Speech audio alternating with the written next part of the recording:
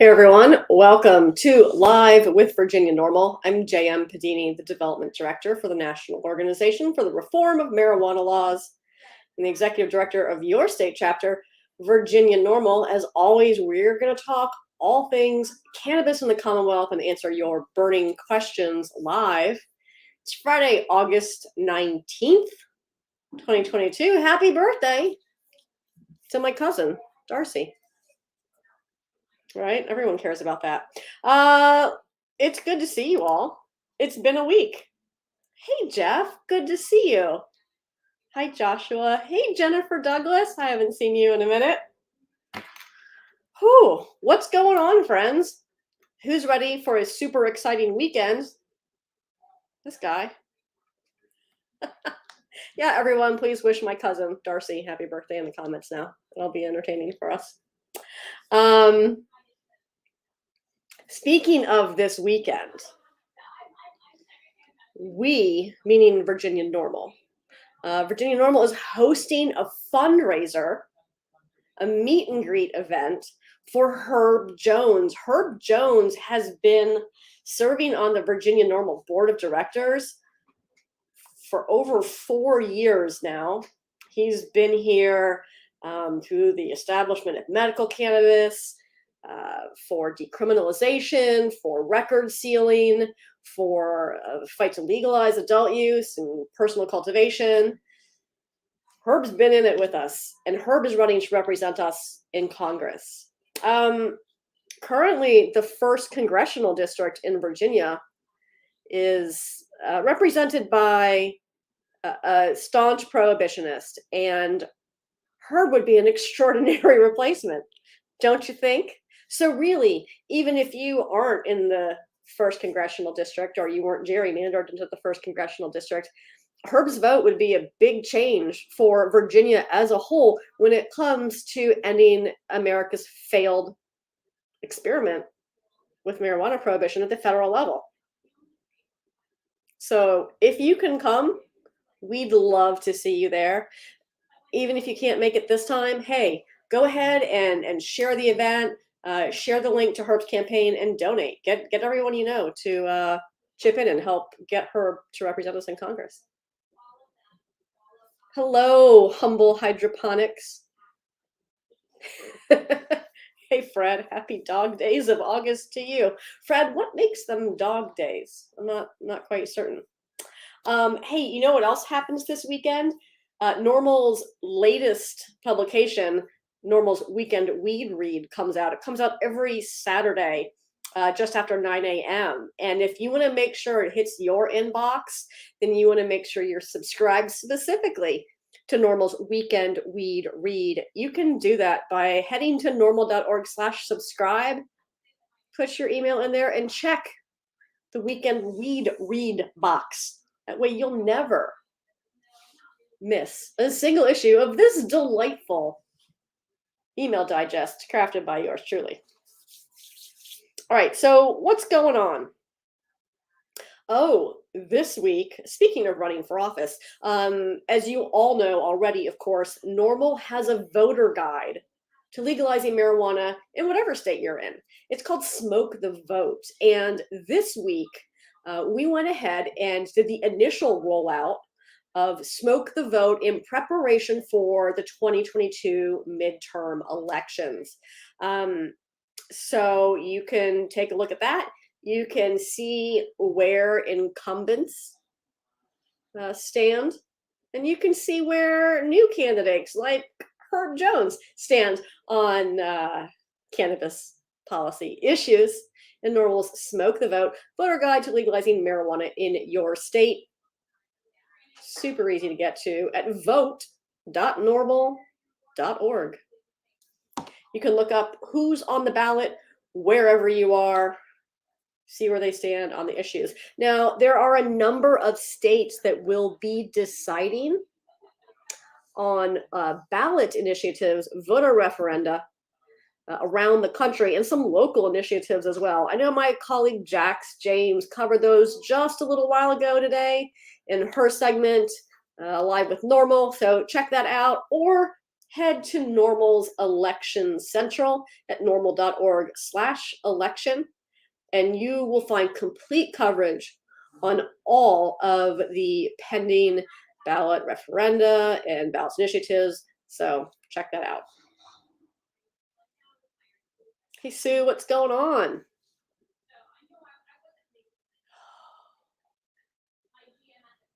Okay, I'm going to get into that.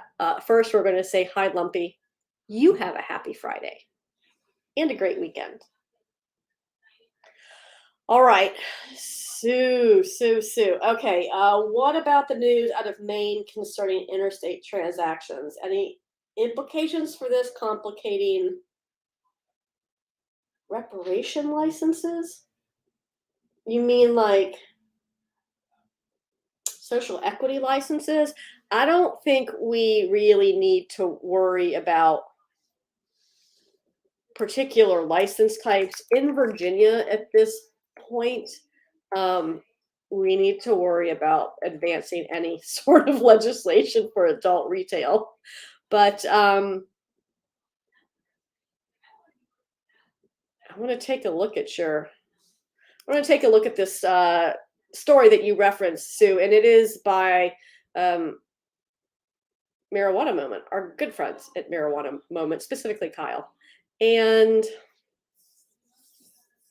so what happened is a federal appellate court ruled on Wednesday that Maine's law prohibiting non-residents from owning medical cannabis businesses in the state violates the U.S. Constitution.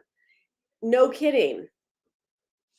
But legal experts say that the decision could have more far-reaching implications for interstate cannabis commerce and could create possible complications for social equity programs.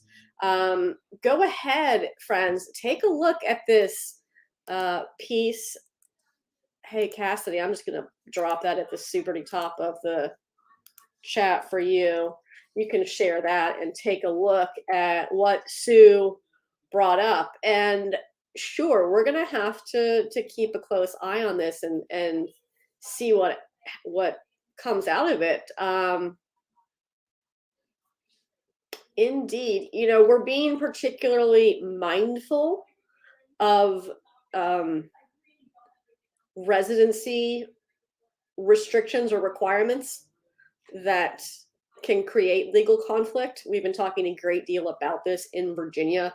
I know we've heard from a lot of people who want to ensure that Virginians have economic opportunity in cannabis, and that's definitely important. But at the same time, we want to be sure that the laws we write don't violate federal laws, except for when it comes to legalizing cannabis, and make sure that what we aren't building is a regulatory model that does nothing but gets hung up in lawsuits. Thanks for bringing that up, Sue. Hi, Marcy. Good to see you, friend.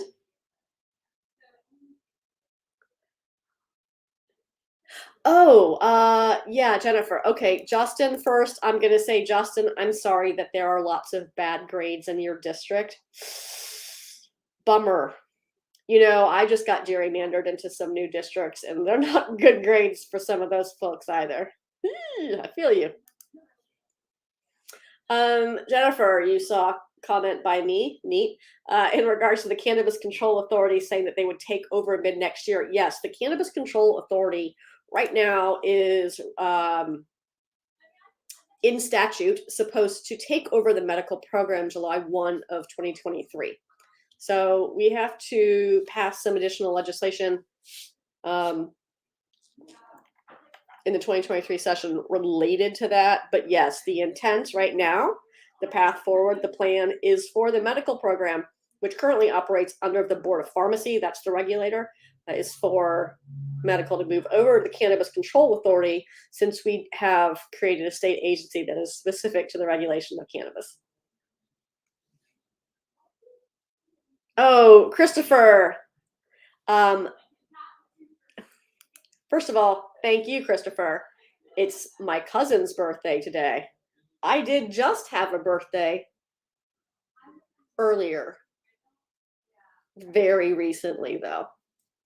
My cousin and I have birthdays very close together. So I did, and I will accept your birthday greetings both for me and for my cousin.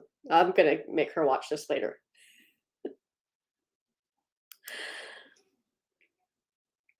Edwards Pike. What's the deal with Florida laws? What about the Florida laws? Tell me more. What specifically are you asking about the Florida laws? Florida, which is where I'm from, Florida has medical. Florida is struggling to enact adult use. For those of you in Florida, I know that you know who John Morgan is. He is for the people. But before John was for the people, John and I worked together at Disney in entertainment. Fun fact. Mel. Thank you, Mel. Oh, Edward. Look, I'm sorry that Florida makes everything difficult. Like I have opportunity to say so many times in any given week, and as I'm sure you well know, Florida gonna Florida. Oh, I don't know what this bizarre YouTube is, but I bet I'm not gonna want to watch it. Listen, watch out for those links. So we talked about Weekend Weed Read, which you're going to subscribe to. We talked about the Smoke the Vote voter guide and how that's up and been refreshed for the 2022 midterms. There's more information coming, so stay tuned. This is just the initial rollout of the updated voter guide.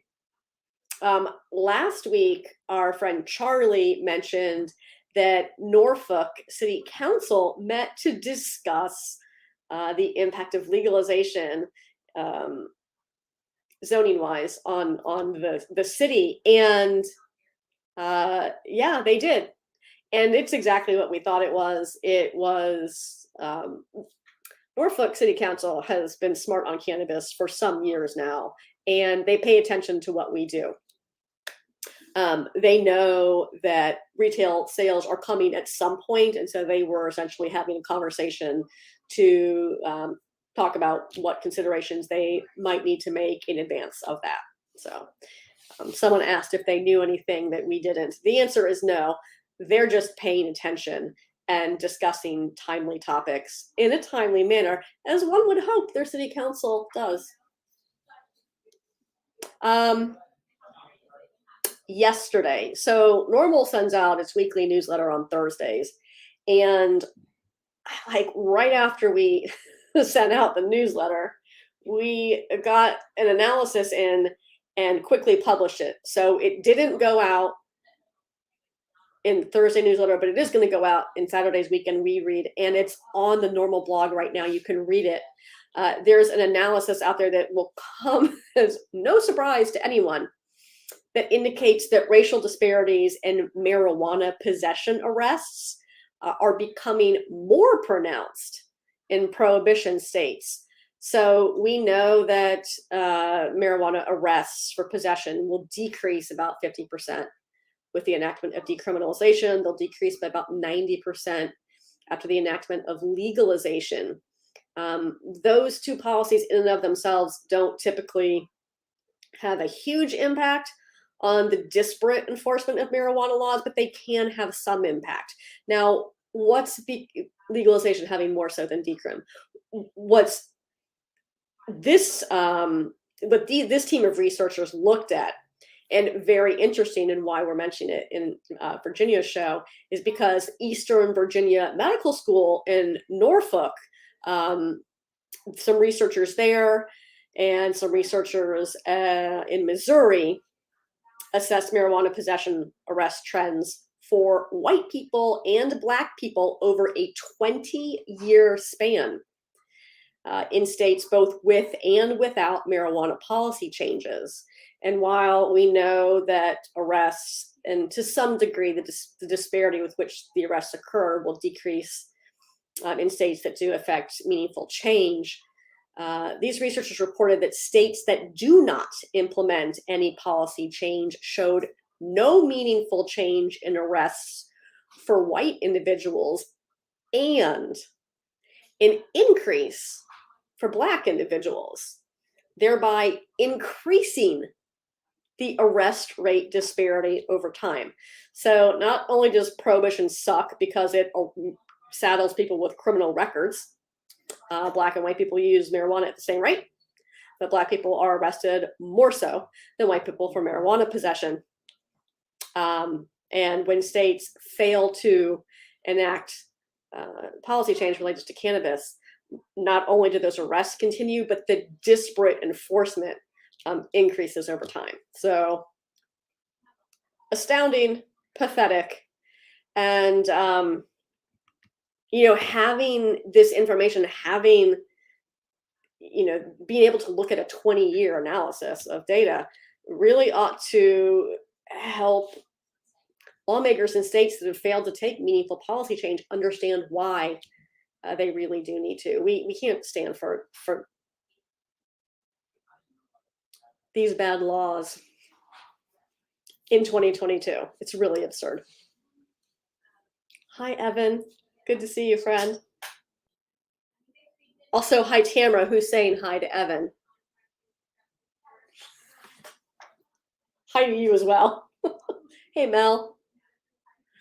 Everyone's excited that Tamara and Evan are here. So everyone just take a minute to say hi to Tamara and Evan, and we'll just talk about them. Hey, listen,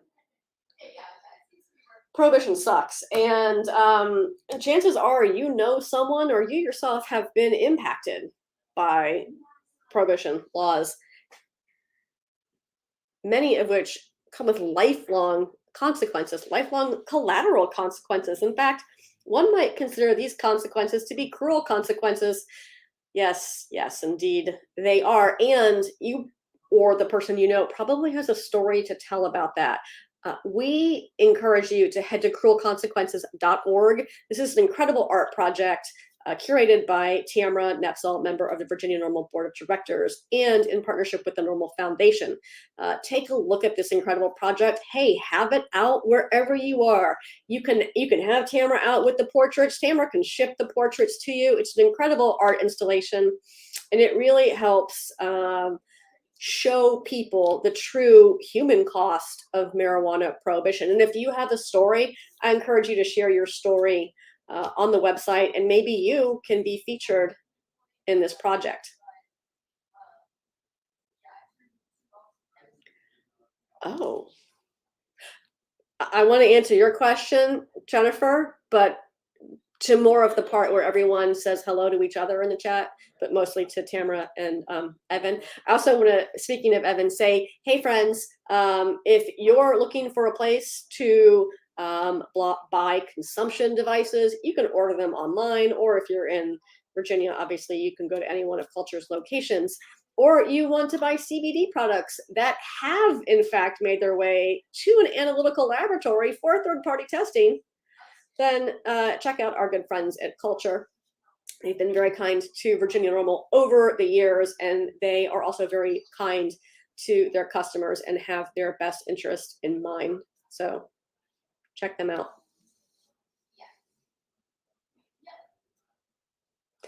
Jennifer mentions, will we be able to revise the 4-ounce ruling? Okay, so what Jennifer's talking about is the new marijuana possession misdemeanor. This is not about possession with intent to distribute. That's a different code section. This is about personal possession, just personal possession. So possession up to 1 ounce in public is legal for adults 21 and older.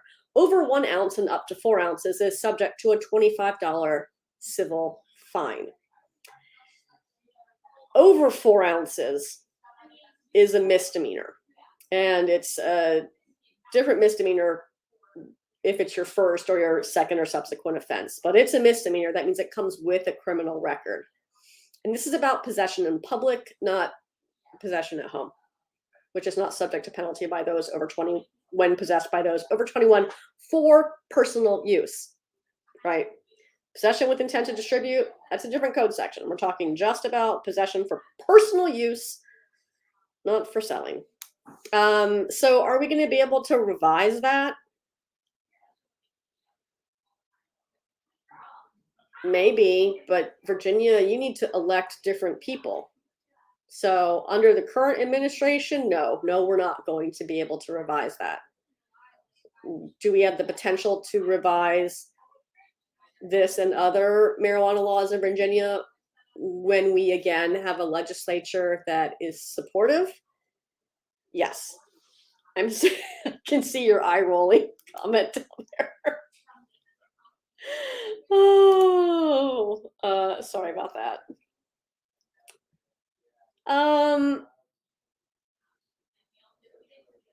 Okay, Brian. Brian asks, how close are we as a country to legalization on the federal level? Closer than we've ever been before, Brian.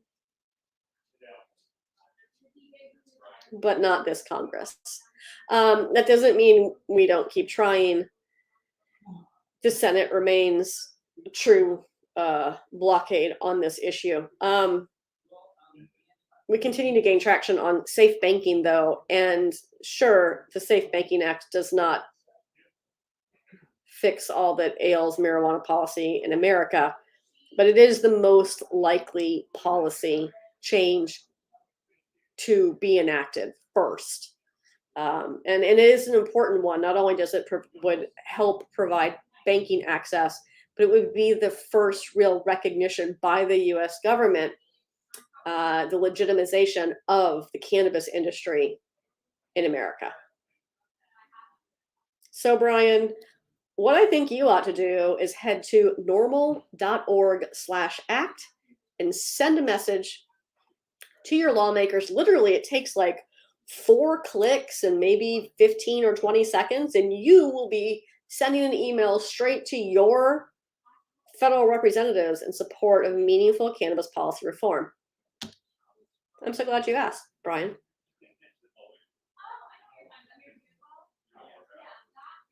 I don't. Okay, whatever. That's wild.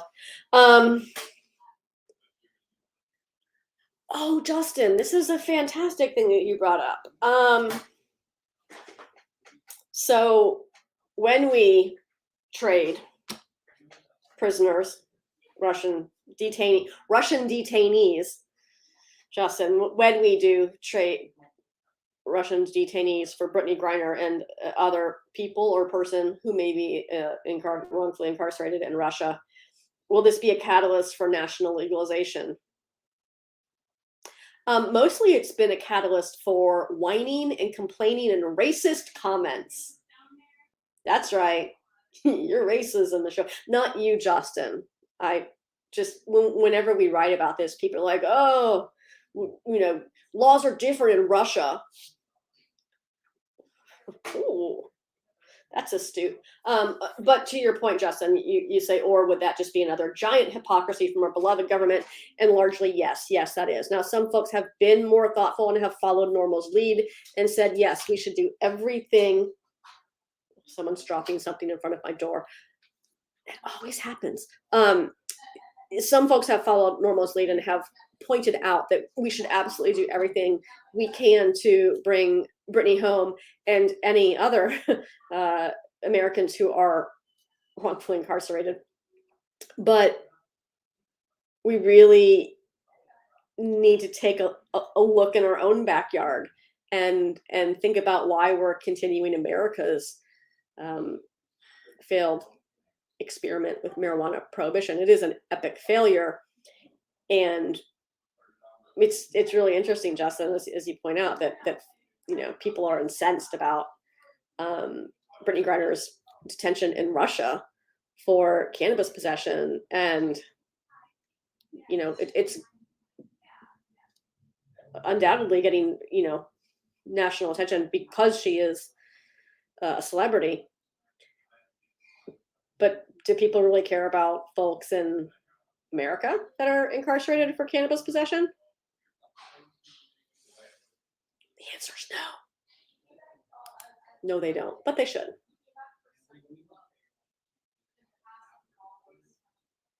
Oh, drunken Yoda. I do hope you'll, these are words I just said today. I do hope that you will share your story with Cruel Consequences. Please do check that out.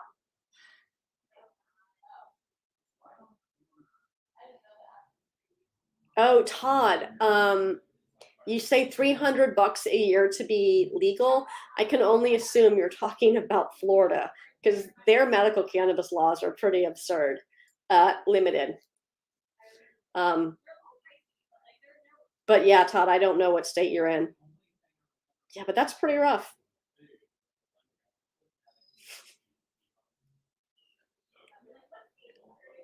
You're right, Junkin Yoda. It's not legalization, it is re-legalization.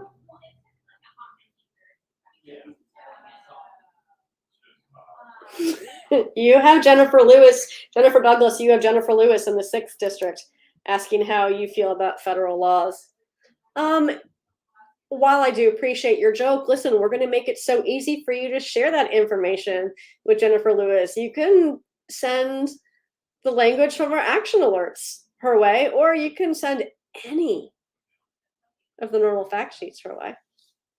And then you can keep your vacation time for yourself.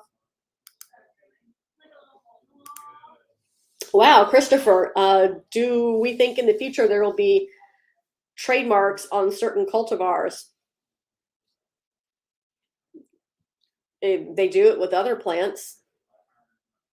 I don't know why law would be different for like roses or tomatoes than cannabis. Will clones be available at dispensaries in Colorado? Yes, they already are. Oh, like in Colorado. Yes, I think Christopher. I'm glad I read your other comment. Yes, so will clones be available at dispensaries in Virginia like they are in Colorado? And I think yes. I think yes will be the answer to your question, Christopher. You know, it's really difficult to advance a bill related to retail sales for adult use right now because of the House of Delegates in Virginia.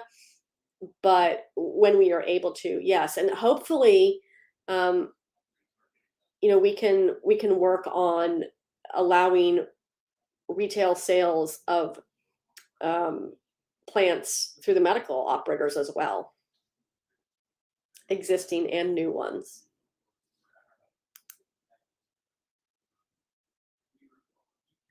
Oh, Andrea with the fire here. Yeah, I do hope, Andrea, that the Brittany Griner situation, for lack of a better word, does help President Biden remember the campaign promises that he made and has failed to um, deliver on at this point.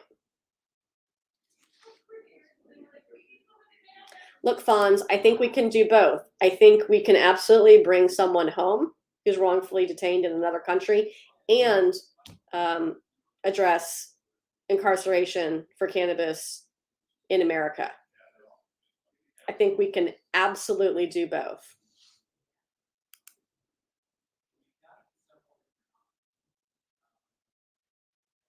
Huh, Todd.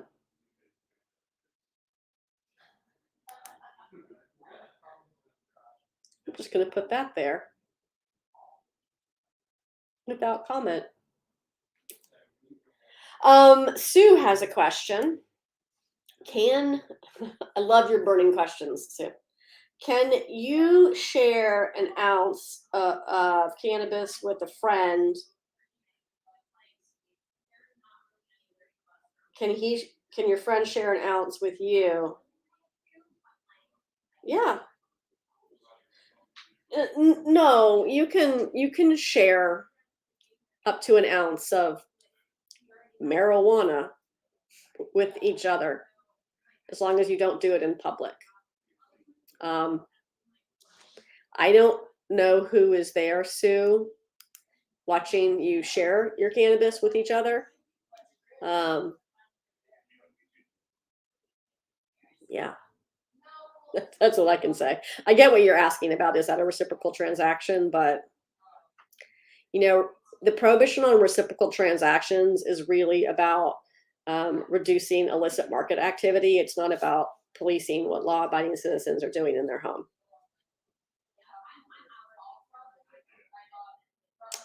Edward, do we think new laws will pass in Florida? I do at some point, but Florida has a terrible legislature and a terrible administration right now. Hello, Elizabeth. Especially in your home. Yes, Justin. Jennifer Lewis is a pro-cannabis candidate.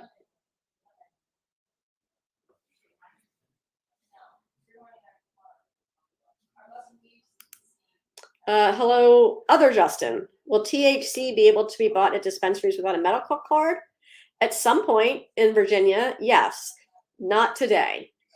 Today, only patients who have a written certification, you don't even have to have a card in Virginia. You just have to have the written certification issued to you by a registered practitioner. Then you can shop at dispensaries, medical dispensaries in Virginia.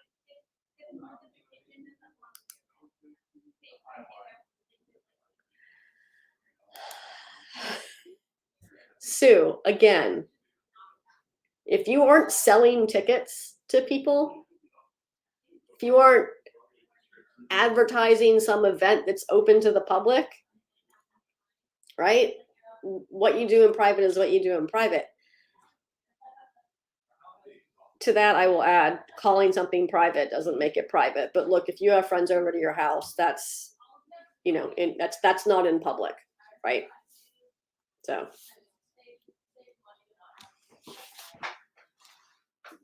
Sherry, never a show without this. Just make good choices, friends. That's it. That's it. Just be smart, make good choices. If you want to do things that are legal with your friends, adult friends over 21, cool. If you're trying to find ways to, which I know you're not, Sue, but if you're trying to find ways, other random people who might be asking this, like as to how you can sell product, that's what the laws are intended to prevent. Alan, it is not considered gifting. It is considered adult sharing, which is very different. I mean, I get what you're saying, like gifting, but adult sharing is the language that we use in Virginia very intentionally because other areas, other territories say gifting and it means something else entirely. And that's not permissible in Virginia.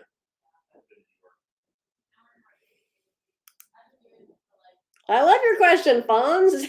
Anyone working to get Secretary Pete to change cannabis testing policy for CDL drivers? Yes. Yes is the short answer. You should write him.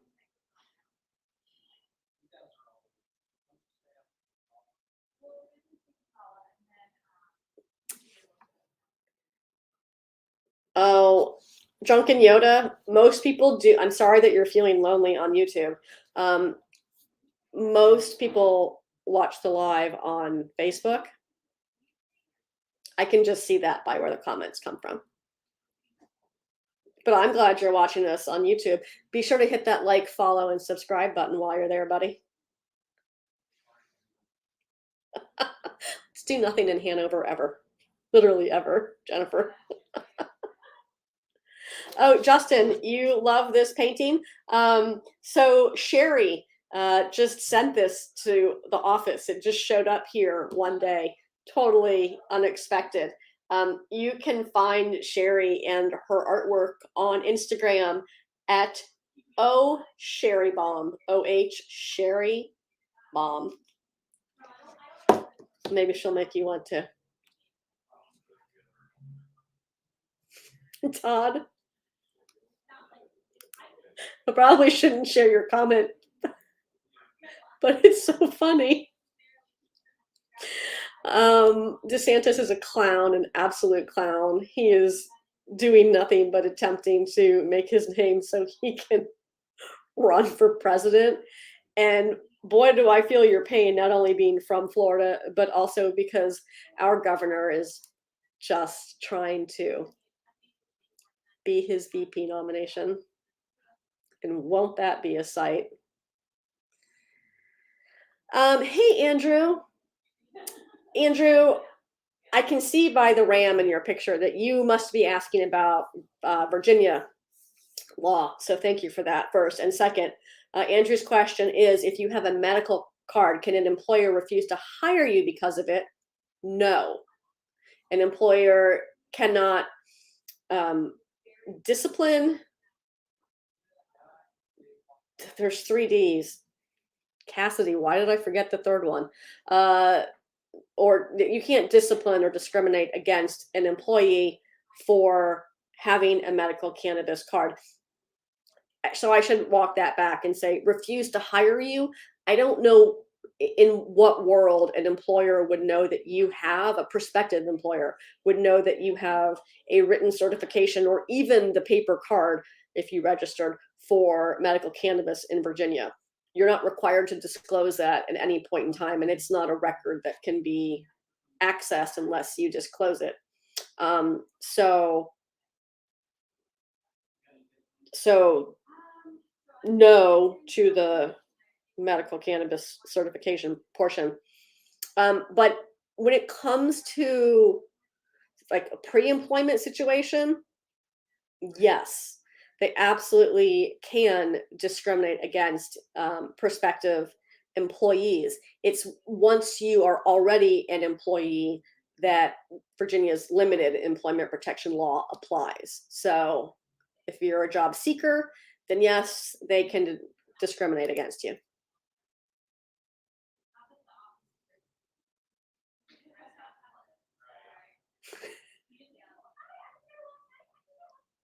Oh, hey Rick. Hey Rick.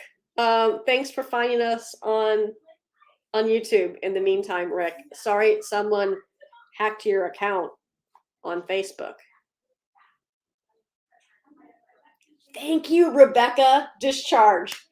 Discipline, discriminate, or discharge. Sometimes, you know. Hey, JT. Good to see you. Yeah, Rebecca. Yeah. They can elect not to hire you if it's pre-employment. If you are, Virginia's employment protections law for medical cannabis is only for employees, and we could have expanded that.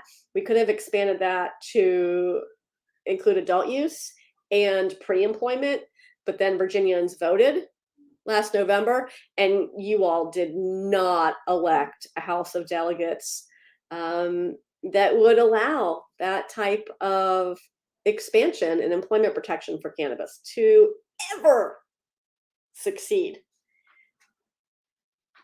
Let me try that again. 2024, possibly.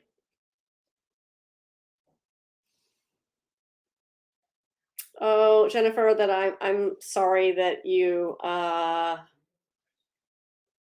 stuck in Hanover. That's a place where people live. But listen, Jennifer, if you're in Hanover, then you're close to Glen Allen. And so you, my friend, should come to the Herb Jones fundraiser tomorrow. It's in Glen Allen from 7 to 9. You can snag the link. I know you got the email. You can snag the link and RSVP. I can't wait to see you there tomorrow. In fact, I'm already going to count on you being there. Oh, friends. Oh, friends. Oh, good. I'm so glad you're going to come. I'm going to hold you to that. I expect to see you there. Listen, friends, I hope that you've enjoyed this time together. You know, I have. I would be remiss if I did not tell you about the awesome things that we have in our Facebook shop for Virginia NORML. We just, I mean, like literally moments before the show started, I put a few of these brand new NORML lapel pins. They're in the Facebook shop for Virginia NORML now. They'll be in the NORML store as well, but we've got to mail them to Texas for that to happen. But yeah, if you want to snag one of these, no one else has them, but you can. They're in our Facebook shop. We have loads of other awesome things in there. We still have some socks left. We're always going to have clinical applications in Virginia NORML Facebook shop, also in the NORML store at store.norml.org. And you can even get the Kindle ebook in the Amazon Kindle store. And For people that wear earrings, I know it's only August, but we really like Halloween. So we got some not entirely spooky things, but like spooky adjacent because we're preparing for the Pumpkin Fest, Scott's Edition There's a bug in here. Scott's Edition Pumpkin Festival. You know, you got to plan months in advance for whatever you want to take. And so we got these, and they're in the shop. People who wear earrings. They'll be with us at Scott's Edition Pumpkin Festival as well. Maybe we'll take them to Pride also. But look, they make noise when they knock together. Anyhow, like I said, spooky adjacent earrings, but weed related. Oh, and the best buds. Those probably aren't spooky. All of these things are in our Facebook shop, and I want you to check them all out. Of course, we also have all of our safe storage options, so that if you do have to travel, you know, to Jennifer's house to share, then you can lock it up and travel smart. Make good choices. Buy products that lock from our safe storage section in the Virginia NORML Facebook shop. All right, friends, this has been great. Let's do it all again next week. Oh, JT, thank you for being a NORML supporter on Amazon Smile. I really appreciate that. Thank you. Hey, anyone who shops on Amazon, you can support NORML by selecting the NORML Foundation as your charity of choice. Kid-friendly, meaning the fundraiser, Jennifer? Be more specific. Or the earrings. I don't know if earrings are kid-friendly, but the fundraiser for Herb Jones, yes. Yes, it is a kid-friendly event. Totally family-friendly event. Yes, and if you would like to support Virginia NORML on Amazon Smile, you can select Cannabis Commonwealth.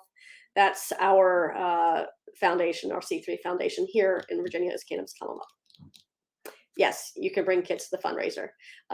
There will be other children there, and there is a game room in that event space as well.